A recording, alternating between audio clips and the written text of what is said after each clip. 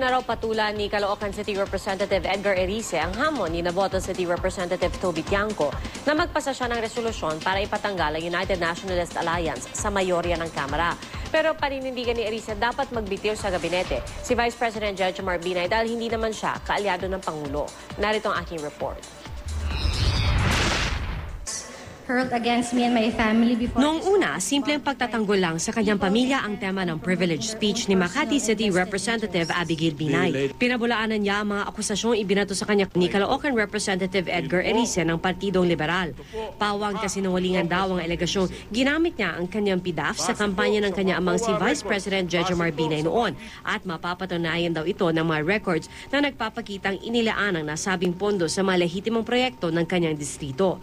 Pero maya-maya pa, napasok na sa talumpati ang usapang partido. Sabi kasi ni Erice, ibinibintang ng oposisyon sa Partido Liberal ang pagpapakalat sa umano'y white paper na naninira sa kanya, bagay na nilinaw ni Binay. Sana naman hindi naniniwala ang kagalang-galang na kongresista mula sa Caloocan na ang Malacanang ay ang Liberal Party at ang Liberal Party ay ang Malacanang. Si Navotas Representative Toby Tiangco na siya rin Secretary General ngayon ng una, ipinagtanggol ang kanyang partido sa gitna ng pambabatikos ng ilan na hindi sila dapat kasali sa mayorya ng Kamara gayon sila ay nasa oposisyon.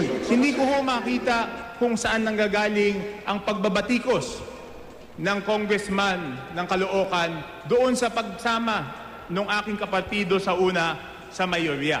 Hindi naman daw imposible magkasundo ang partido ng Pangulo at ang partido ng Vice Presidente.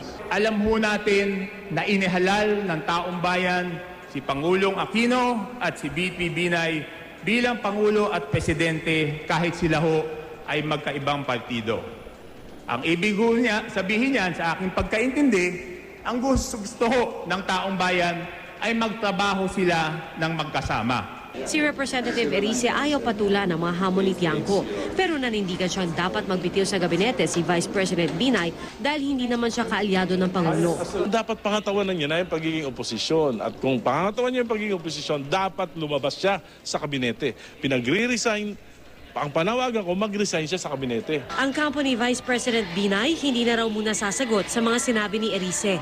Formal nang nagtapos ang unang regular session ng 16th Congress. Umaasa ang liderato ng Kamara na ngayong nahaharap ang Kongreso sa iba't ibang pagsubok, mananatiling matatag at nagkakaisa ang mga mambabatas.